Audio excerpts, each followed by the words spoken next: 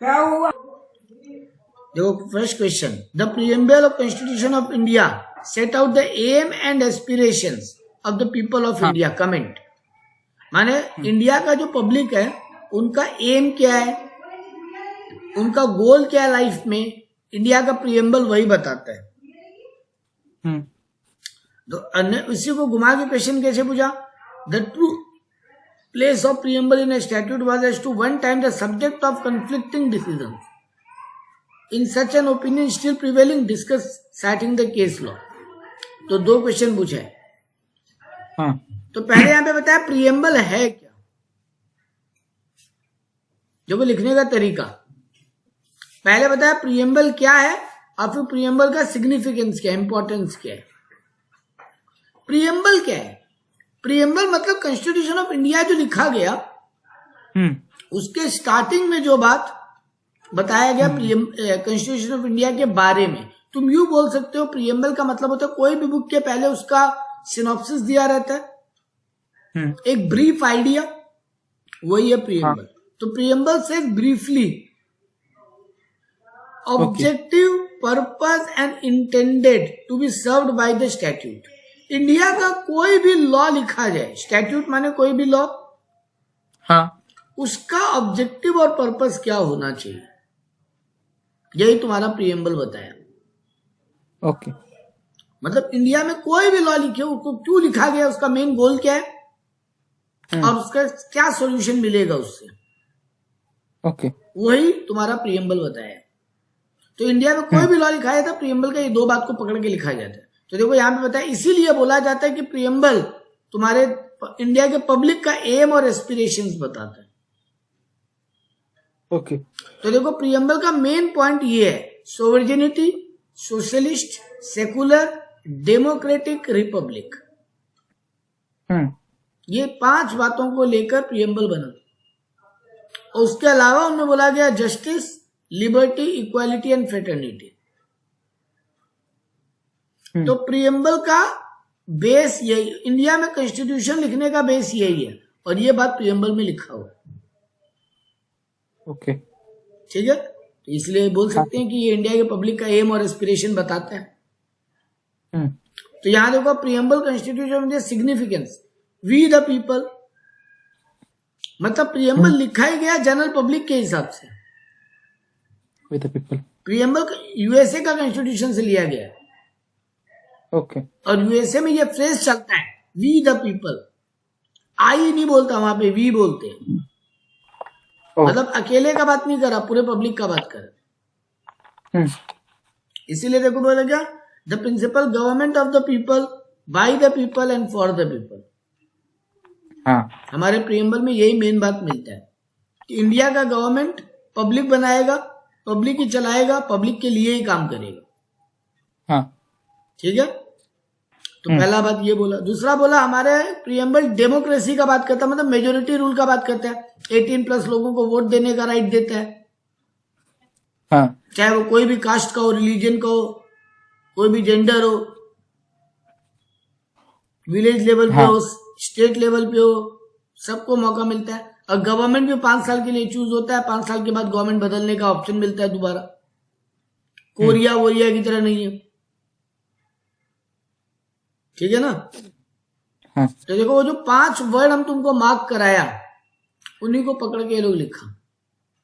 पहला लिखा सोवरेन, मतलब सबके लिए, तो वी द पीपल। डेमोक्रेसी का बात किया, डेमोक्रेटिक। ठीक है ना। तो वो जो वर्ड हम मार्क किया वही पूरा ज्ञान देना था आगे, कि secular, justice for the people, उन्हीं के बारे में लिखे तो बस लिखते जाओ। ठीक है। इंडिया सेकुलर कंट्री है। सेकुलर मतलब हमारा government, our government respect all religions. किसी भी रिलीजन को अपलिफ्ट या डिग्रेड नहीं करने के लिए बात होता। जैसे पाकिस्तान सिर्फ इस्लाम का बात करेगा, बांग्लादेश सिर्फ इस्लाम का बात करेगा, नेपाल सिर्फ हिंदुइज्म का बात करता है, श्रीलंका सिर्फ बुद्धिज्म का बात करता है, बर्मा सिर्फ बुद्धिज्म का बात करता है। बट इंडिया ऐसा नहीं करता। India has not adopt any religion. ठीक है। और इंडिया जस्टिस का बात करता है, यानी रिचनेस, पॉवर्टी, ये सब देख के डिसीजन नहीं देता इंडिया का कोर्ट। तभी तो इंडिया का अब देखो यहाँ पे बोला ना केस लॉ बताओ, हाँ तो देखो यहाँ पे केस लॉ बताया कि supreme court Indira Gandhi versus Rajnarayan के केस में इंदिरा गांधी के अगेंस्ट फैसला दिया और बोला कि प्राइम मिनिस्टर और इंडिया के बाकी सिटीजन इक्वल है। इंडिया में प्राइम मिनिस्टर हुए थे नरसिम्हा राव 92 से 96 तक, उनके अगेंस्ट में ब्राइब का केस चला, फ्रॉड का केस चला। तो मतलब ये इंडिया जैसा देश में पॉसिबल है, ये प्राइम मिनिस्टर वाले पोस्ट के आदमी के अगेंस्ट में भी फ्रॉड का केस चल सकता है कोर्ट में, और देश में तो कोर्ट को ही ताला लगा दिया जाए उस मैटर में, है ना। तो ये दो केस लॉ बता देना। तो ये हुआ पहला आंसर खत्म। नेक्स्ट आंसर पे ऑफ फटाफट। Constitution of India establish a federation with strong centralization tendency. तो इंडिया में जो भी एस्टेब्लिशेस बना वो फेडरेशन कंसेप्ट पे बना और इसका कंट्रोल भी सेंट्रलाइज्ड है, यानी हमारे स्टेट गवर्नमेंट सेंट्रल गवर्नमेंट दोनों का बात हुआ। हाँ बड़ा कंट्रोल सेंट्रल गवर्नमेंट के हाथ में गया तो स्टेट वाइज कंट्रोल भी स्टेट गवर्नमेंट को दिया गया। यही होता है फेडरल कंसेप्ट। फेडरल गवर्नमेंट का मतलब होता है सिर्फ सेंट्रल गवर्नमेंट नहीं होगा, सिर्फ स्टेट गवर्नमेंट नहीं होगा, दोनों का रूल चलेगा। स्टेट गवर्नमेंट में भी बंटवारा किया हुआ, म्युनिसिपैलिटी एंड ऑल, मतलब यहाँ पे चीजों का डिवीजन किया हुआ है गवर्नमेंट बेस का। यही बात करते हैं फेडरल का, ठीक है। तो constitution of India basically federal, तो हमारा सिस्टम फेडरल है बट एक यूनिटरी फीचर्स भी है। मतलब हमारा देश दोनों बिलीव करता है federal but with certain unitary features. ये काम का वर्ड है यहाँ पे। हम फेडरल भी हैं और यूनाइटेड भी हैं। फेडरल का मतलब होता है हर चीज का बंटवारा, लेकिन हमारा यहाँ सेंट्रल गवर्नमेंट कंसेप्ट भी है, ठीक है। तो देखो यही बात बोला। हाँ सर। ये सुप्रीम कोर्ट का एक डिसीजन है Keshav Nandan Bharati versus state of Kerala में। हाँ वहां पे क्या बोला कि स्टेट गवर्नमेंट को भी बहुत सारा पावर होना भी चाहिए। तो देखो क्या बोला, where the view of the federal features form the basic structure for the Indian constitution. वहां पे कोर्ट बोला कि हमारे यहाँ फेडरल कंसेप्ट हमारे कॉन्स्टिट्यूशन का एक बेसिक पार्ट है। मतलब सब कुछ सेंट्रल गवर्नमेंट कंट्रोल नहीं कर सकता, लेकिन जहां जहां कुछ कंट्रोवर्सी हो, जहां जहां जरूरत है कि एक बात बोला जाए, वहां वहां सेंट्रल गवर्नमेंट का कंट्रोल भी चलेगा। जैसे आर्मी चलाने का काम सेंट्रल गवर्नमेंट ही करेगा पूरे इंडिया में, स्टेट आर्मी को ऑर्डर नहीं पास कर सकता। स्टेट गवर्नमेंट आर्मी को ऑर्डर नहीं दे सकता, हाँ वो पूरा काम सेंट्रल गवर्नमेंट करेगा। लेकिन हर स्टेट का पुलिस उस स्टेट गवर्नमेंट का होगा। हाँ ये भी एक पॉइंट है सर। मतलब हम लोग क्वासी फेडरल है। क्वासी फेडरल मतलब थोड़े फेडरल थोड़े नॉट फेडरल, ठीक बात। कुछ चीजें प्रॉपर्ली सेंट्रल गवर्नमेंट के हाथ में है और कुछ चीजें प्रॉपर्ली स्टेट गवर्नमेंट के हाथ में। इसीलिए यहाँ पे फेडरल सिस्टम का मतलब समझाया कि डुअल गवर्नमेंट कंसेप्ट होगा, one at the centre and each at the states. वहां पावर भी डिस्ट्रीब्यूटेड होगा दोनों के बीच में, लेकिन दोनों को ही कॉन्स्टिट्यूशन ऑफ इंडिया के हिसाब से स्टेट को या सेंट्रल गवर्नमेंट को अपने देश को चलाना पड़ेगा। मतलब अल्टीमेटली बॉस कौन है? कॉन्स्टिट्यूशन ऑफ इंडिया, और वो रिटर्न है प्रॉपर, जो बात वहां लिखा हुआ है एग्जैक्टली फॉलो करना पड़ेगा। कॉन्स्टिट्यूशन को बदलना एकदम इजी नहीं है। कॉन्स्टिट्यूशन क्यों? कॉन्स्टिट्यूशन को बदलना इजी कैसे नहीं है? क्योंकि सर कॉन्स्टिट्यूशन को जब बदलना पड़ेगा ना, तो आपको लोअर हाउस अपर हाउस यानी आपका पार्लियामेंट का दोनों हाउस होता है ना, लोकसभा राज्यसभा, उन दोनों का ज्वाइंट सेशन बुलाना पड़ेगा और 3/4 मेजोरिटी से वोटिंग होगा। तो सर 3/4 लोग यानी 75% फेवर में डिसीजन पास होगा तो चेंज होगा। और लोकसभा राज्यसभा जब हम बोलता है वहां पे स्टेट सेंट्रल सबके लोग बैठते हैं, तो इतना आसान नहीं है उसको चेंज कर देने का। इंडिया में कोर्ट्स को भी बहुत सारा पावर दिया। देखो सिर्फ गवर्नमेंट को पावर नहीं, इंडिया का कोर्ट को इंडिपेंडेंट रखा गया। सुप्रीम कोर्ट हाई कोर्ट किसी सेंट्रल या स्टेट गवर्नमेंट के अंडर में नहीं आएगा। तो हमारे यहाँ पॉलिटिकल सिस्टम भी है यूनियन और स्टेट गवर्नमेंट का, तो फिर कोर्ट कंसेप्ट भी है। है ना। हाँ यानी हमारे यहाँ लेजिस्लेटिव और एग्जीक्यूटिव दो ब्रेकअप किए गए पावर के, ये काम का वर्ड है। Legislative and okay executive. Legislative यानी रूल बनाने का काम, और एग्जीक्यूटिव मतलब इम्प्लीमेंट करने का काम।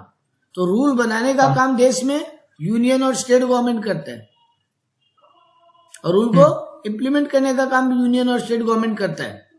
लेकिन अल्टीमेटली नजर रखने का काम सुप्रीम कोर्ट भी करता है कि अगर कोई कॉन्स्टिट्यूशन का वायलेशन होगा तो सुप्रीम कोर्ट आगे बीच में रोक देगा उसको।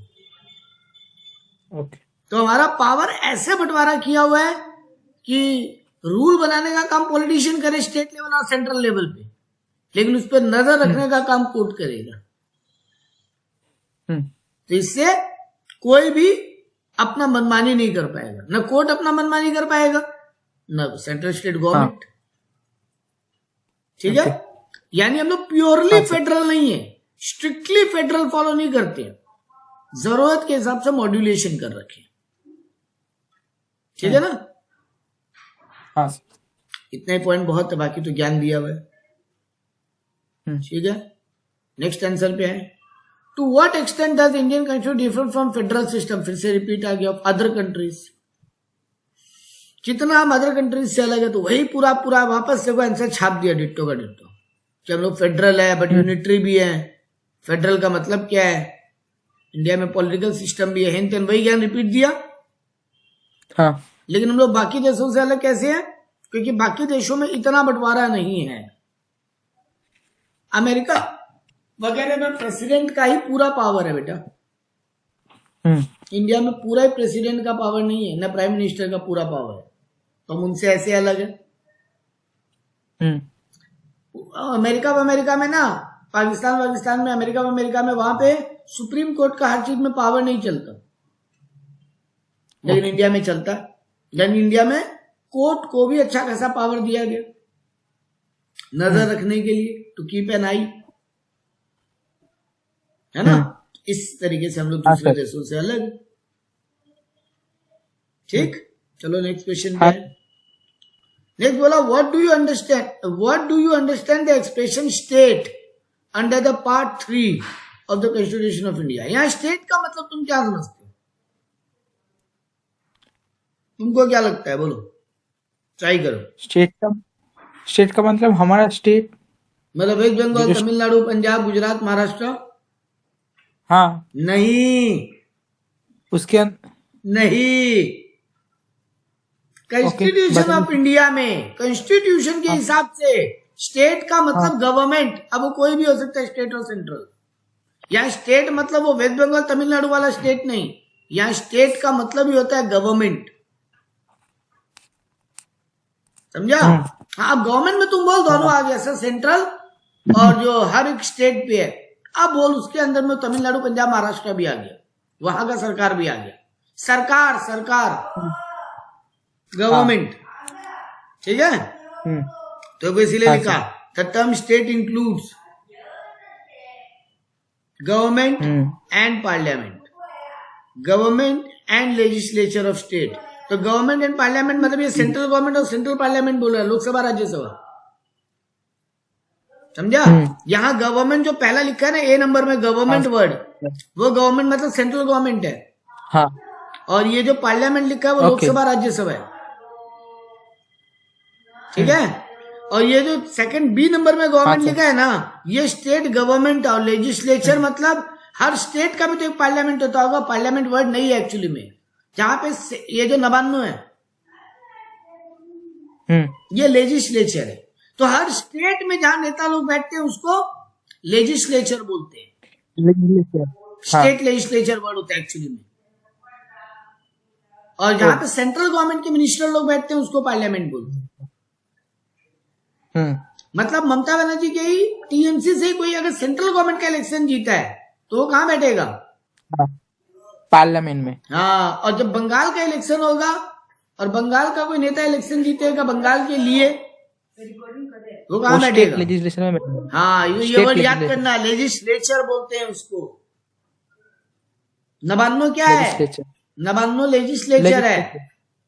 और सेंट्रल गवर्नमेंट जहां बैठता है कौन सा जगह, क्या नाम बोलते हैं उसको, क्या भवन है, नाम बोल रहा है अभी, जो पार्लियामेंट है ना इंडिया का, हाँ उसका कुछ नाम है राष्ट्रीय क्या? भवन। हाँ नहीं, क्या बोला? राष्ट्रीय भवन। नहीं, राष्ट्रपति भवन तो राष्ट्रपति बैठता है।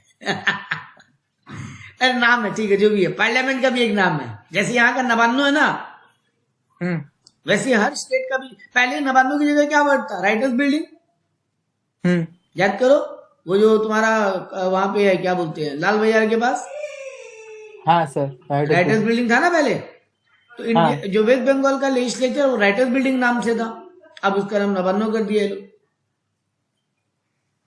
जगह भी बदल दिया, नाम भी बदल दिया। तो जो भी है, ठीक है सर, समझ में आया बात। और कौन आएगा स्टेट के अंदर? सर लोकल बॉडीज भी आ गया, अदर अथॉरिटीज भी आ गया। मतलब सर इनकम टैक्स भी स्टेट है। हाँ, इनकम टैक्स डिपार्टमेंट भी स्टेट माना जाएगा। म्युनिसिपैलिटी भी स्टेट है। हाँ, तो यह स्टेट का मतलब क्या है? जहां से देश में रूल रेगुलेशन चले। समझ में आया मेरा बात? हाँ तो यहाँ पे बताया, लोकल अथॉरिटी का मतलब like municipalities, gram panchayat, district board, port trust, ये सब क्या हो गया? Local authority. अदर अथॉरिटी का मतलब क्या हो गया? यहाँ पे एग्जांपल नहीं दिया। इलेक्ट्रिसिटी बोर्ड, एग्जांपल देखो क्या दिया, electricity board. Other authority also includes government का वो जो इंटरमीडिएट है, मतलब इनकम टैक्स डिपार्टमेंट, हाँ यूनिवर्सिटीज। वाह, यूनिवर्सिटी को भी अथॉरिटी माना। मतलब तुम्हारा कैलकाटा यूनिवर्सिटी भी एक अथॉरिटी है। गवर्नमेंट अथॉरिटी है। हाँ, वेरी गुड, गवर्नमेंट अथॉरिटी है सर, वो तो मानना तो पड़ेगा। बंगाल में कॉलेजेस को कौन चलाएगा? सीयू, जो सीयू के अंडर में आता है। और जो जेयू के अंडर में आता है, जादवपुर यूनिवर्सिटी, वो जादवपुर यूनिवर्सिटी चलाएगा। दिल्ली का कॉलेजेस को डीयू चलाता होगा, दिल्ली यूनिवर्सिटी। राजस्थान में आरजेयू है, राजस्थान यूनिवर्सिटी, आरजेयू बोलते हैं उसको। समझ में आया? तो ये सब। अच्छा, प्रेसिडेंट भी स्टेट है क्या? हाँ हाँ है सर, अब तो समझ में आ ही रहा है। जो रूल रेगुलेशन चलाए पूरा देश में, वो सब स्टेट है।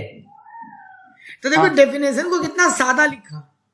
Government and parliament, government and legislature, और लोकल एंड अदर अथॉरिटी, जो गवर्नमेंट के कंट्रोल में और इंडिया के अंदर है। अब इसका पूरा एग्जांपल यहां बहुत सारा तुमको समझा दिया। समझ में आया आंसर? हाँ सर। तो लिखना कैसे वो भी समझ में आ रहा है। सर हम लोग इतना कैसे लिख पाएंगे? ठीक है बाबा, तुमसे कोई उम्मीद नहीं करा कि तुम ऐसे पूरा कॉपी पेस्ट करके आ जाए, पर तुम ये तो बोलेगा central government and parliament, state government and state legislature, local authorities and other authorities. We can say like local authorities like municipality, ग्राम panchayat, other authorities like electric board, income tax department, university, president. एक एक word याद करना, सारा कौन बोल रहा है तेरे को रट लेने के लिए। ठीक है? हाँ तब नंबर मिलेगा बेटा। ठीक, चलो नेक्स्ट क्वेश्चन पे है। Discuss the test laid down by the supreme court of India to determine the entity of state whether the instrumentally or agency of state. Supreme court क्या टेस्ट रखा, किसको स्टेट माने और किसको स्टेट नहीं माने? क्योंकि जब अदर बोलते हैं ना बेटा, तो अदर में तो बहुत कुछ आ गया है ना। अपने ऊपर तो एग्जाम्पल पढ़े हैं कि यूनिवर्सिटी भी एक स्टेट है, प्रेसिडेंट भी एक स्टेट है, इलेक्ट्रिसिटी बोर्ड, ग्राम पंचायत, म्युनिसिपैलिटी सब स्टेट है। लेकिन ऐसे सब में तो एंडलेस लिस्ट है ना। हम ऐसा तो 1 करोड़ नाम लेने चले जाए और धीरे धीरे कंफ्यूजन आने लगेगा वो स्टेट है कि नहीं। तो स्टेट सुप्रीम कोर्ट बोला रुको, हम बता देते हैं क्राइटेरिया, जो उस क्राइटेरिया में फॉल करेगा वो सब स्टेट है। ठीक, तो सुप्रीम कोर्ट क्या क्राइटेरिया दिया? पहले तो ये कौन से केसलों में बोला अजय हासिया एंड खालिद मुजीब। सर केसलों का नाम याद करना है? नहीं कर नहीं पाओगे, कितना करोगे? लेकिन करना चाहिए सीएस लेवल पे। बट अगेन मेरा मानना है कि उसमें तुम 2, 4, 5, 10 नंबर ही खोगे। तो 2, 4, 5 नंबर के लिए तुम इतना सारा केस लो, किस किस सब्जेक्ट में रटो? याद रह जाए तो बढ़िया, नहीं तो कोई बात नहीं। तो देखो क्या बोला, जहां पे गवर्नमेंट का पैसा लगाओ, मतलब यहाँ पे शेयर कैपिटल कौन हेल्ड कर रहा है? गवर्नमेंट। तो वो भी स्टेट है। जिस कॉरपोरेशन को गवर्नमेंट फाइनेंस कर रहा है वो भी गवर्नमेंट है, वो भी स्टेट है। हाँ। जहां पे स्टेट या सेंट्रल गवर्नमेंट का मोनोपोली चलता हो वो भी स्टेट है। सीट का है। हाँ, जिसको सेंट्रल या स्टेट गवर्नमेंट कंट्रोल करता हो, मतलब उनके ऑर्डर पे वो लोग काम करता हो, जैसे ईडी, हाँ। एनफोर्समेंट डायरेक्टरेट तो सेंट्रल गवर्नमेंट के डायरेक्शन पे काम करेगा ना। जैसे तुम्हारे स्टेट में सीबीआई, सॉरी सीआईडी, हाँ। सीबीआई सेंट्रल गवर्नमेंट पे चलता है, होता है ना, सीबीआई है, सीआईडी है। हाँ सर। तो सीबीआई चलता है सेंट्रल गवर्नमेंट के रूल पे, उसके ऑर्डर पे, और सीआईडी चलता है स्टेट गवर्नमेंट पे। तो यानी इनको कंट्रोल कौन कर रहा है? कोई ना कोई गवर्नमेंट। हाँ। तो ये लोग भी स्टेट है। हाँ, ये लोग भी स्टेट है। जो लोग पब्लिक इंपॉर्टेंस के लिए काम करता हो और जिन पे नजर रखने का काम गवर्नमेंट का है, मतलब जो पब्लिक वेलफेयर के लिए काम कर रहा हो और उनका पूरा रिलेशन सरकार से, वो भी सरकार है, वो भी स्टेट है। जैसे ये लोग एग्जांपल में दिया कॉर्पोरेशंस, मतलब म्युनिसिपैलिटीज के लिए एग्जांपल दिया ये वाला, क्योंकि म्युनिसिपैलिटी पब्लिक वेलफेयर के लिए काम करता है। तुम्हारे यहाँ नाली का साफ सफाई, तुम्हारे एरिया में पानी नहीं आ रहा है, तुम्हारे एरिया में रोड फूट गया है, ये देखभाल कौन करता है? म्युनिसिपैलिटी। और म्युनिसिपैलिटी पूरा स्टेट गवर्नमेंट की नजर के अंदर काम करता है। हाँ, तो यानी वो भी एक स्टेट है। हाँ। ये तो एग्जाम्पल आप ऊपर पढ़ाए भी थे। हाँ, ऊपर एग्जाम्पल पढ़ाया था, बट ये डिसीजन अल्टीमेटली लिया कौन है? जो ऊपर एग्जाम्पल हम पढ़े कि हाँ म्युनिसिपैलिटी भी एक स्टेट है, तो वो कौन बोला? सुप्रीम कोर्ट टेस्ट के थ्रू बोला। फिर प्लस गवर्नमेंट के सारे डिपार्टमेंट, यानी अब हम बोले वो आर्मी, तुम्हारा क्या बोलते हैं, पुलिस, हाँ, ये सब भी स्टेट है। हाँ है। तो ये क्राइटेरिया सुप्रीम कोर्ट बोला, जिसके बेस पे वो सब एग्जाम्पल बने। ठीक। नेक्स्ट आया doctrine of severability, eclipse, waiver, single person law. इनके बारे में बात करता है आर्टिकल 13। देखो कितना बढ़िया बुक लिखा है। पहले आर्टिकल 12 को पकड़ के बात किया, देख गौर कर, ऊपर से आ।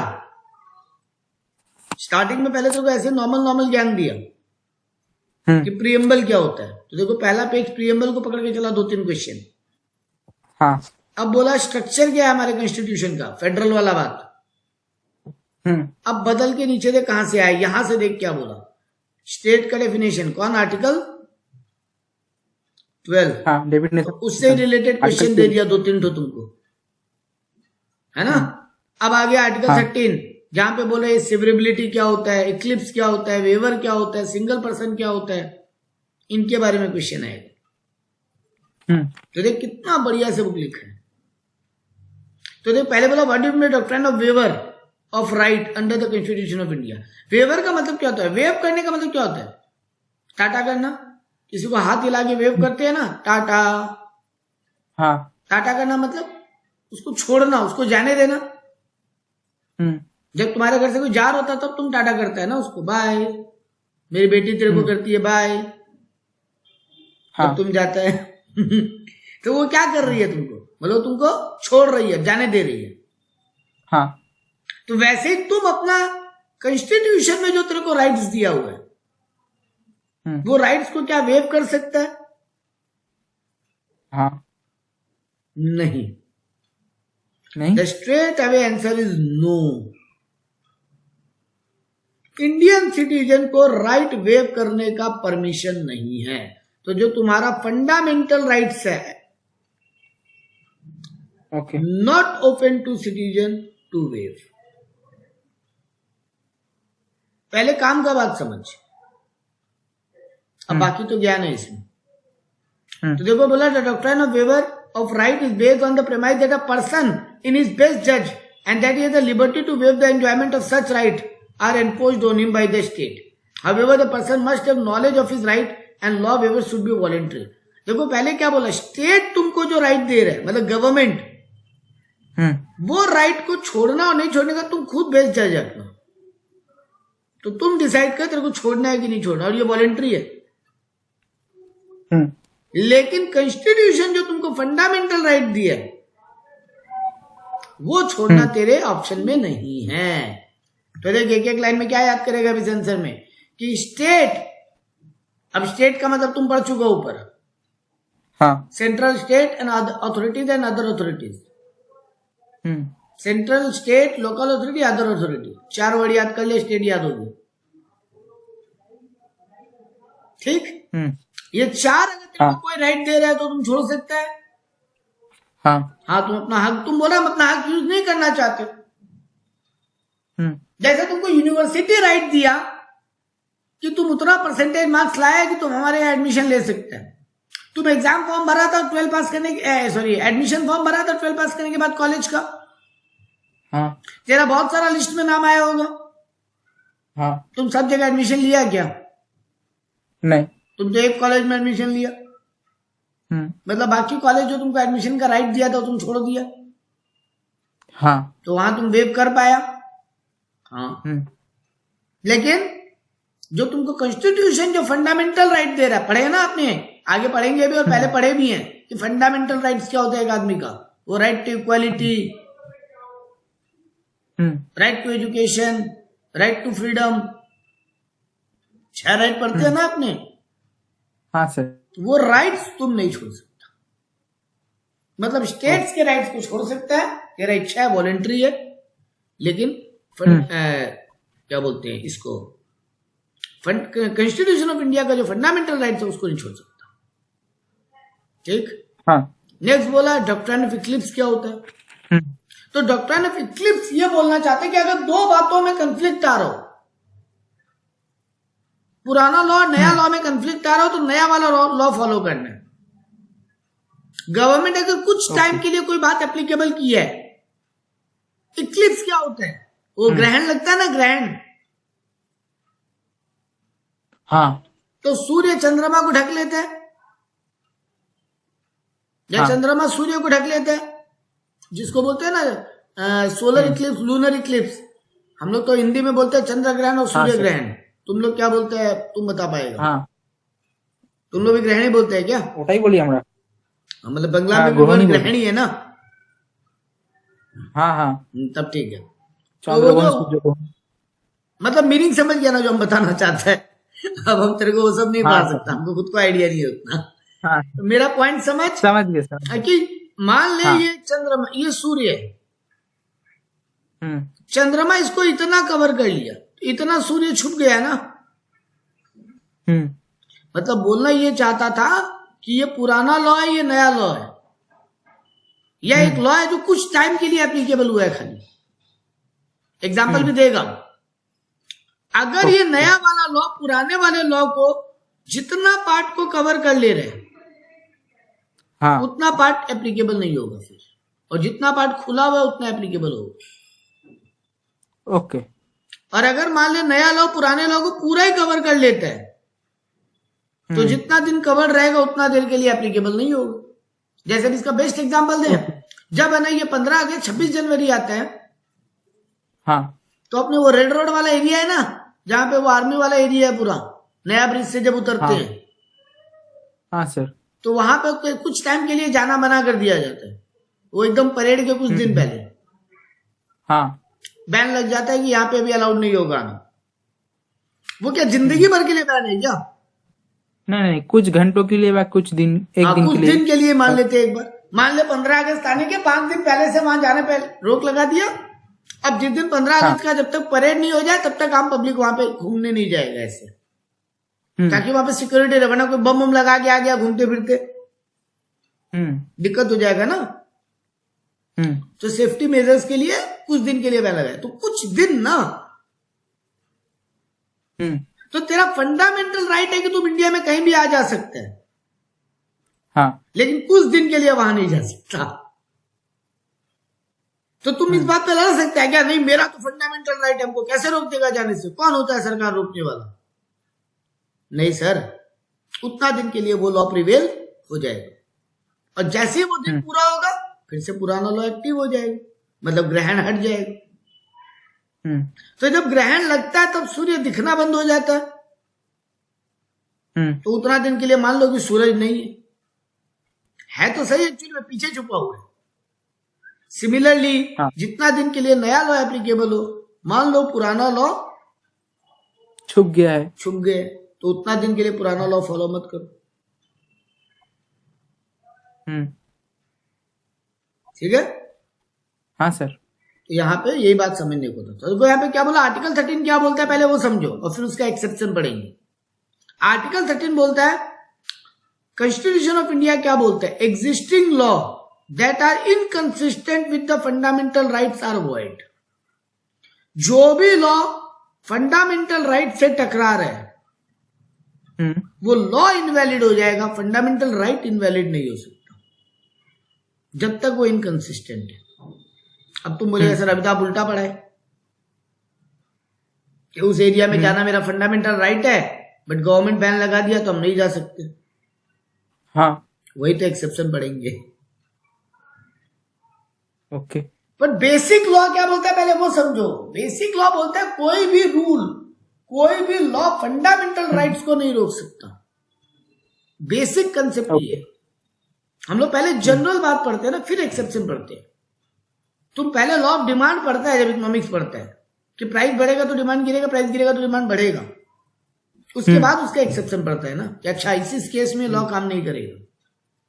तो तुम्हारा आर्टिकल 13 पहले बोलता है कि अगर तुम्हारा फंडामेंटल राइट और कोई लॉ में इनकंसिस्टेंसी आ रहा है, लॉ कुछ और बात बोल रहा है और फंडामेंटल राइट कुछ और, तो कौन सा वैलिड रहेगा बोलो? लॉ का नहीं। देवराज पहले जनरल बात समझो। जनरल बात बोलता है लॉ और राइट्स में अगर झगड़ा हो तो लॉ इनवैलिड हो जाएगा, राइट्स वैलिड रहेंगे। कोई भी लॉ तुम्हारा राइट्स नहीं छीन सकता। फंडामेंटल राइट बेसिक इंडियन का हक है। अरे ऊपर पढ़ के आए हो तो फंडामेंटल राइट तुम खुद भी वेव नहीं कर सकते। तुम खुद भी नहीं बोल सकते अच्छा हमको ये राइट मत दो, चलो कोई बात नहीं। तेरे कोई पावर नहीं दिया तेरा राइट छोड़ने का। तो यहां कैसे हो सकता है ये बात? तो बेसिक रूल तुमसे कोई पूछे तो क्या बोलोगे कि अगर लॉ और राइट्स में झगड़ा हो तो राइट्स प्रिवेल करेगा, लॉ इनवैलिड हो जाएगा या लॉ वॉइड हो जाएगा। इनवैलिड मत बोलो, वॉइड हो जाएगा। ओके। पहला पॉइंट क्लियर। अच्छा सर लॉ इतना बड़ा है, यहां तक राइट हैम्पर हो रहा है, ये वाला पार्ट ऑफ द लॉ से राइट हैम्पर नहीं हो रहा है, तो सर वो तो वैलिड रहेगा। जितना दूर तक राइट्स और लॉ का टकराव हो रहा है टू द एक्सटेंट, उतना ही दूर तक लॉ इनवैलिड होगा। ओके। ये आया कहां से? ये बात भिकाजी नारायण वर्सेस स्टेट का एक केस हुआ था, उसमें आया।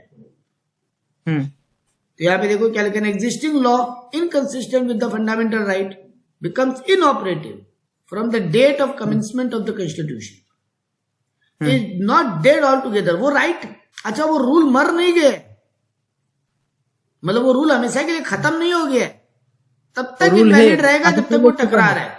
अब मान लो फंडामेंटल राइट को थोड़ा बहुत चेंज कर दिया जाए तो फिर वो लॉ एप्लीकेबल हो जाएगा, है ना। यही इक्लिप्स वहीं से वर्ड यूज किया गया, वो तुम्हारा सूर्य ग्रहण चंद्र ग्रहण से। उतना दिन के लिए वो लॉ इनवैलिड होगा, फिर दोबारा वैलिड हो जाएगा। ठीक है, अगर वो फंडामेंटल राइट ही हटा लिया जाए तो। अब इसका एक्सेप्शन में ये बात लिखा कि अगर यूनेनिमसली स्टेट को लगता है कि ये कुछ दिन के लिए फंडामेंटल राइट इंपॉर्टेंट नहीं है, जैसे वो हम तुमको एग्जांपल दिया, वो उस रोड पे जाना एक बार के लिए बैन, तो फिर उतना टाइम के लिए वो स्टेट गवर्नमेंट को अगर लगता है कि प्रोटेक्शन के लिए जरूरी है ये बात, तो वहां पे इस आर्टिकल को ब्रेक किया जा सकता है। लेकिन स्टेट को यूनानिमसली लगना चाहिए।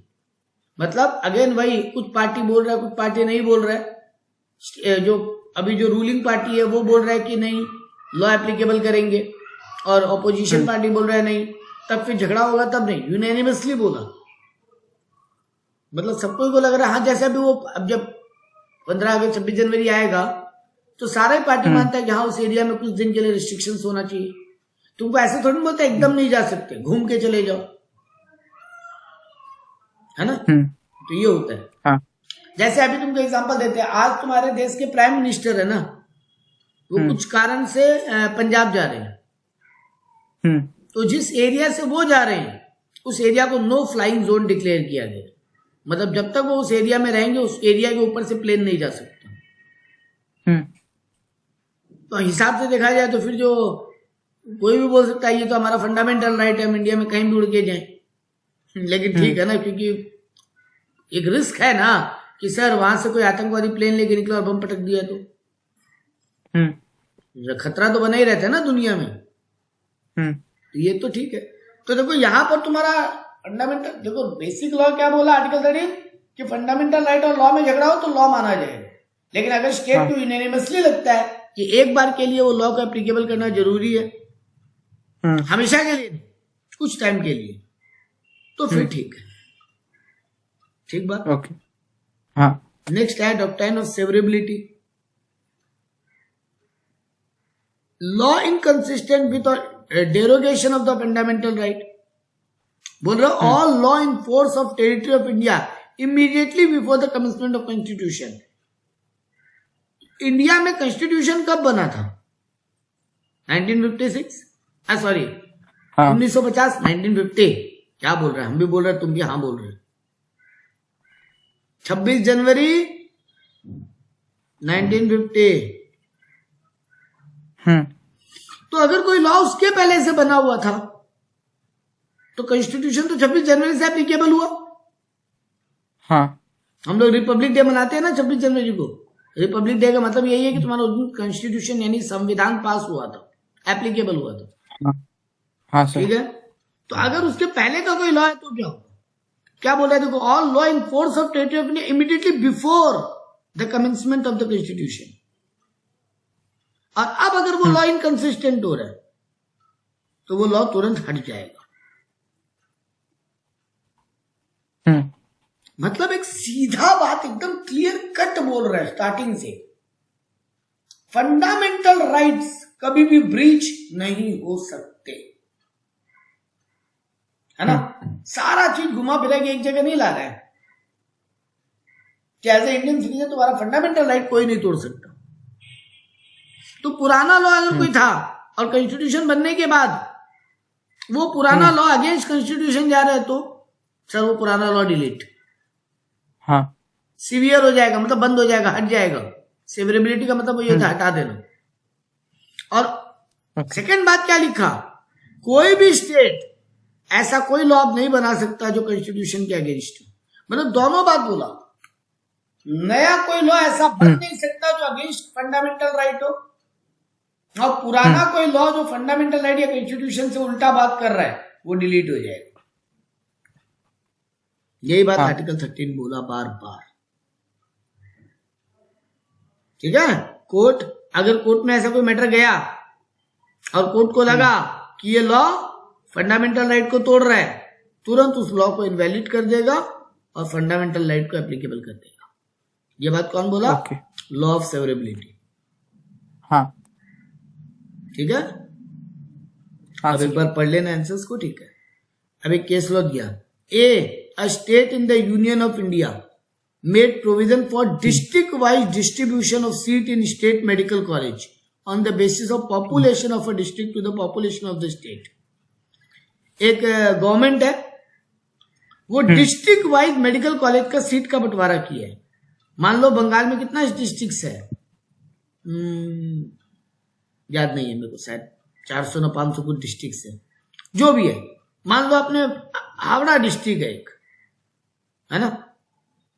हावड़ा डिस्ट्रिक्ट के लिए हावड़ा डिस्ट्रिक्ट है, कोलकाता डिस्ट्रिक्ट है, और एक क्या है 24 परगना एक डिस्ट्रिक्ट है। ठीक। हाँ, तो कोलकाता डिस्ट्रिक्ट, हावड़ा डिस्ट्रिक्ट और 24 परगना डिस्ट्रिक्ट, मान लो एक बार के लिए 3 डिस्ट्रिक्ट है बंगाल में। और बंगाल गवर्नमेंट बोला कोलकाता की डिस्ट्रिक्ट के लिए एक मेडिकल कॉलेज है जिस कॉलेज में टोटल मान लो 400 सीट है स्टूडेंट लोग के लिए। अब वेस्ट बंगाल गवर्नमेंट बोला या कोई भी गवर्नमेंट बोला कि वो 400 कॉलेज में से, हाँ बोल, 23 डिस्ट्रिक्ट है। 23 डिस्ट्रिक्ट है क्या? ठीक है, जो भी है, ठीक है, नो प्रॉब्लम, जो भी जितना भी है। मान लो एक बार ये 3 ही डिस्ट्रिक्ट का हम बात किया, हावड़ा, कोलकाता और 24 परगना, और एक कॉलेज है जिसमें 400 सीट है। वेस्ट बंगाल गवर्नमेंट बोला है 200 सीट कोलकाता डिस्ट्रिक्ट के लिए, 150 सीट हावड़ा डिस्ट्रिक्ट के लिए, और बचा हुआ 50 सीट 24 परगना डिस्ट्रिक्ट के लिए हम लोग बंटवारा कर देते हैं। मतलब जो हावड़ा डिस्ट्रिक्ट से स्टूडेंट आएगा उनके लिए 150 सीट रिजर्व रहेगा, जो कोलकाता डिस्ट्रिक्ट से 200 स्टूडेंट आएगा उनका 200 सीट रिजर्व होगा, और 24 परगना के लिए 50 सीट। तो decide the validity of the classification with the help of relevant कैसे हो, क्या ये वैलिड है? क्या ये बंटवारा करना अलाउड होगा?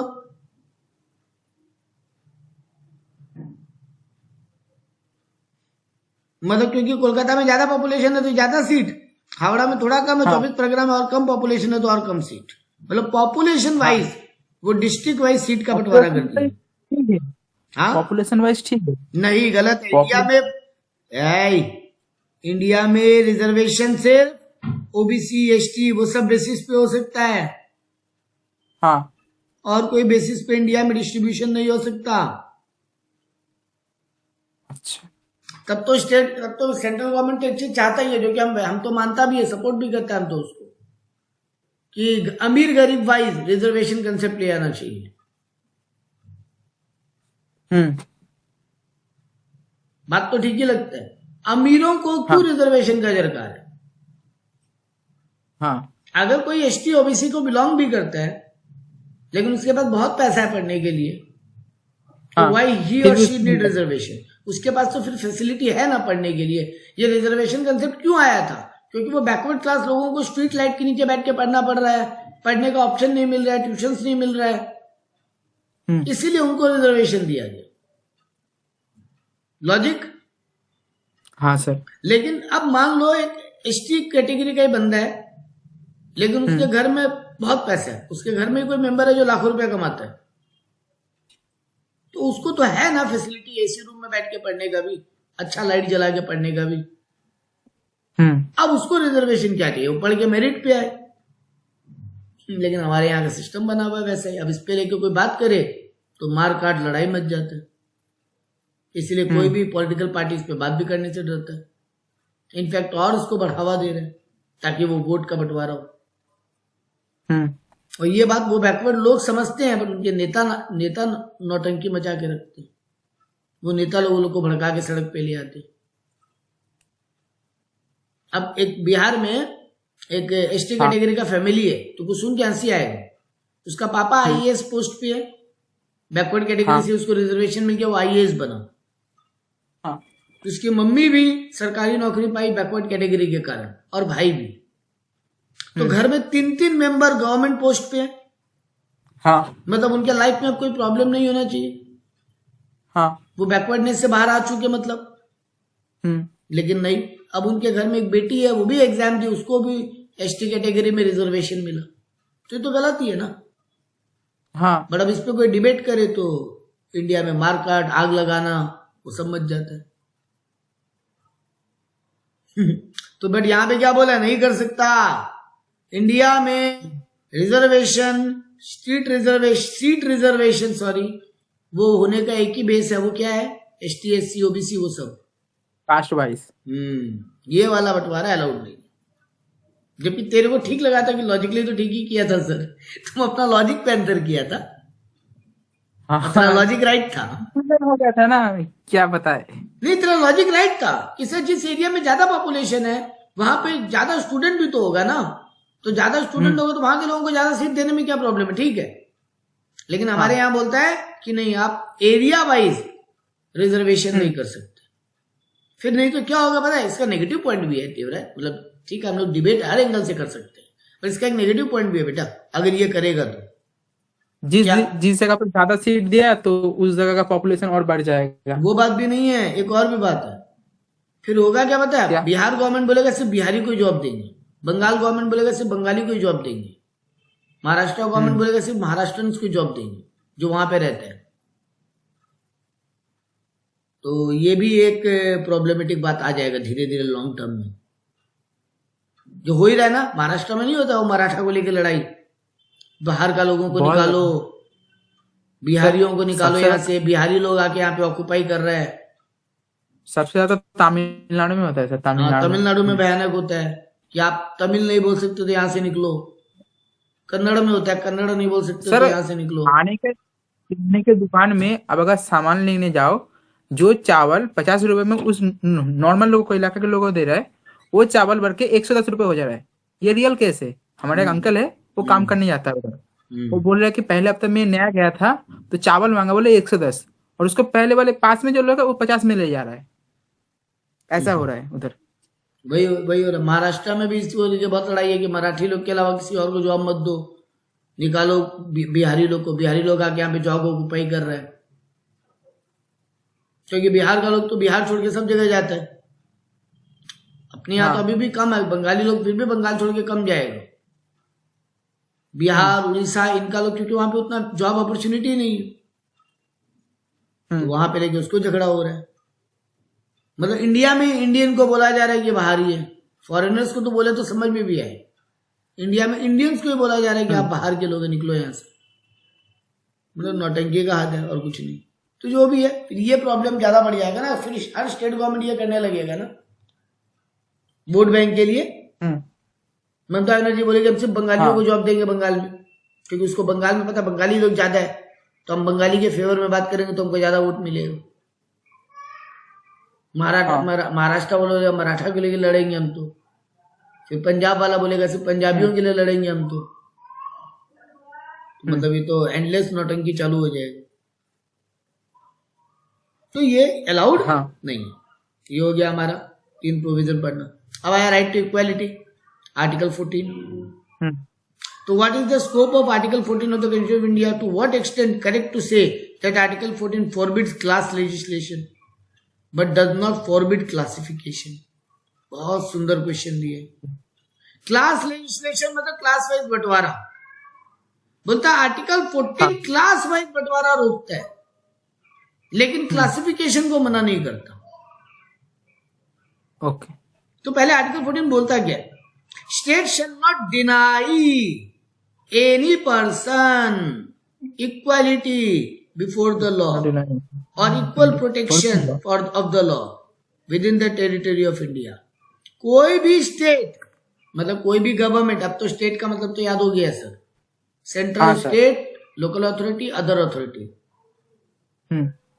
बाकी तुम ज्ञान लिख के आते रहे ना, बड़ी 4 बात लिख दिया टीचर इंप्रेस हो जाएगा स्टेट का मतलब लिखते ही, ठीक है। तो बोला कि कोई भी स्टेट किसी भी इंसान को डिनाई नहीं कर सकता कि लॉ की नजर में तुमको इक्वल ट्रीटमेंट नहीं देंगे। ओके सर इंडिया में सबसे बड़ा झूठ यही है। अभी एक ना कोई एक कौन सा एक स्टेट हम बोल रहे, शायद महाराष्ट्र ना, कहीं पर ही हुआ था।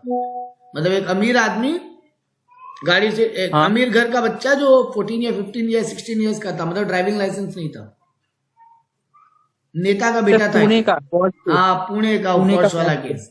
उसको क्या किया, पुलिस स्टेशन में बिठा के बोलता ऐसे लिख के दो, हम दोबारा ऐसा नहीं करेंगे।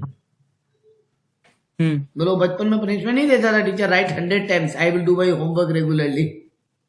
वो वाला पनिशमेंट पुलिस दे रहे हैं। बचपन में जो टीचर हमको पनिशमेंट देता था और उसको छोड़ दिया, तो वो अमीर का बेटा था इसलिए छोड़ दिया, या नेता का बेटा था इसलिए छोड़ दिया।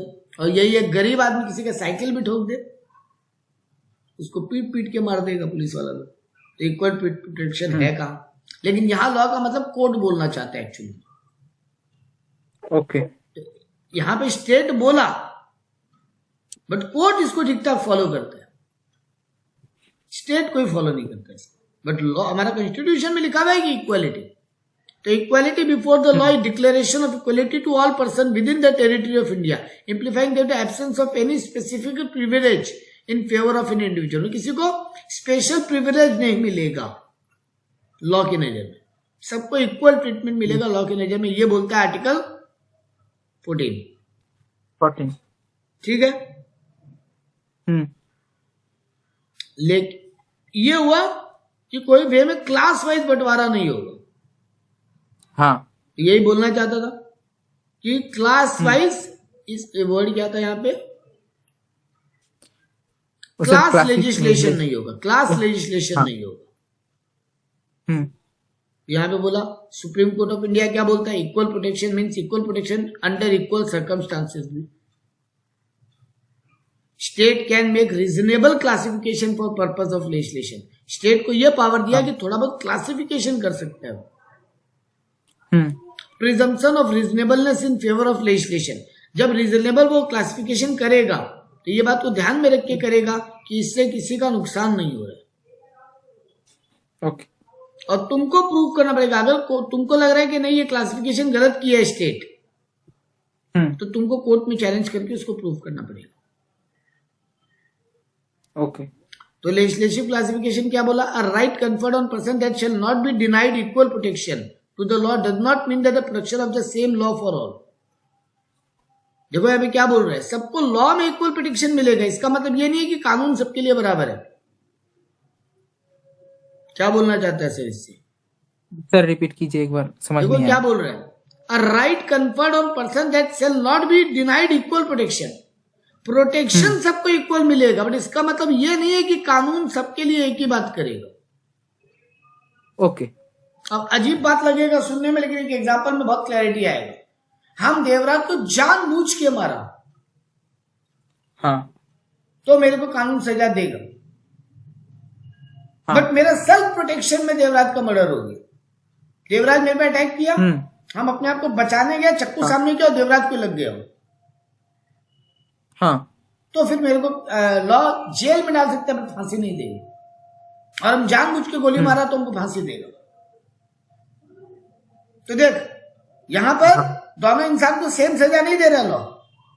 नीरज देवराज को जानबूझ के मारा तो फांसी दे रहा है, नीरज सेल्फ प्रोटेक्शन में नीरज क्या तो देवराज मारा गया, नीरज को उम्र कैद हो सकता है, जेल हो सकता है, छोड़ भी सकता है, पर फांसी नहीं दे सकता। मतलब सेम सजा हर सिचुएशन में नहीं दे रहे, है ना। हाँ सर। यानी यहाँ पे ये जो वर्ड यूज किया था इसका बहुत इंपॉर्टेंस है। ये देख क्या बोला, सर्कमस्टांसेस को देख के बात करने का बात, equal protection under equal circumstances. हाँ नीरज भी जानबूझ के मारा और देवराज भी जानबूझ के मर्डर किया, तब दोनों के लिए लॉ अलग नहीं हो सकता, तब लॉ एक हो जाएगा, तब लॉ एक हो जाएगा। लेकिन नीरज सेल्फ प्रोटेक्शन में मारा और देवराज जानबूझ के मर्डर किया तो लॉ इक्वल बात नहीं करेगा, क्योंकि तब सर्कमस्टांसेस इक्वल नहीं है ना। हाँ ऐसे तो फिर पुलिस भी मर्डर हो जाएगा ना बेटा। अब पुलिस एक भागता हुआ गुंडा को गोली मारा, गुंडा मर गया, ठीक है, पुलिस को भी फांसी दे दो क्योंकि मर्डर तो मर्डर है। नहीं, आर्मी वाला बॉर्डर पे किसी को मारा, क्या आर्मी वाले को फांसी दे दोगे?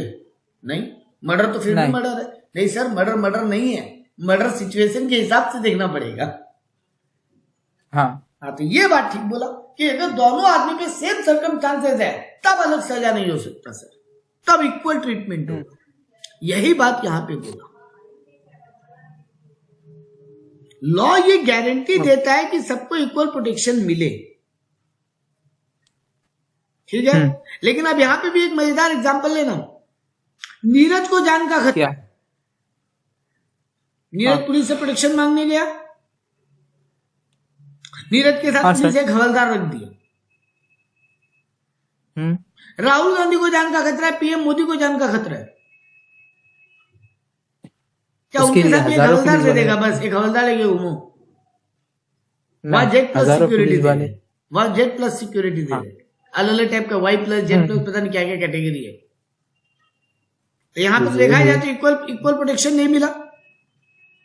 हाँ नहीं, लॉ बोला ये क्लासिफिकेशन स्टेट कर सकता है अपने हिसाब से, जी किसको ज्यादा गुरुत्व देना चाहिए, किसको कम। लेकिन ये जब ये अजम्पशन बना रहा है तब ये ध्यान रखिए कि किसी के साथ अनफेवरेबल बात नहीं, मतलब बहुत कुछ सर्कमस्टांसेस को देख के क्लासिफिकेशन करें। हाँ ठीक है ना। हाँ सर। तो ये बात यहां पे समझे, हमको अलग अलग क्राइटेरिया देखना पड़ेगा, उस केस के बीच में कनेक्शन देखना पड़ेगा, तब हम चीजों को क्लासिफाई कर पाएंगे। ये आंसर एक बार पढ़ना हो जाएगा। ठीक। हाँ नेक्स्ट क्वेश्चन बोला, article 14 of the constitution of India says that the state shall not deny to any person equality before the law of equal protection of law within the territory of India. Same question दोबारा आ गया। Law deny नहीं कर सकता equal protection से, लेकिन कब कर सकता है वो भी पढ़िए। वही सेम बात है ना, 4 बात फिर से लिख दिए। हाँ इतना बड़ा आंसर लिखा, तुमको एग्जाम में इतना बड़ा नहीं लिखा। यहीं पे रोकते हैं। ओके। नेक्स्ट बाकी बचा हुआ आर्टिकल, कितना पेज और बचा है इसमें जरा देखना। तो अपने अभी पेज नंबर 31 में है। 31 नीचे देखते हैं। 37 तक है। ज्यादा नहीं है मतलब। 37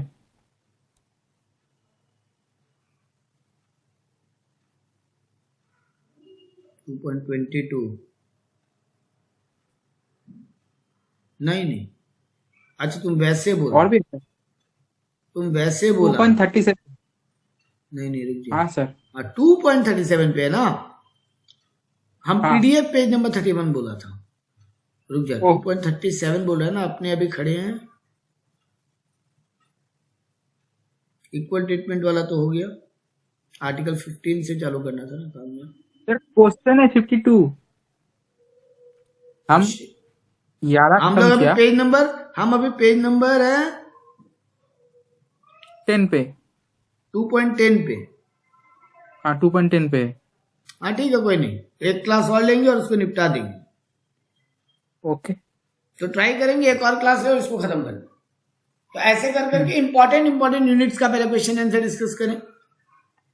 ठीक है। इससे फायदा ये होगा कि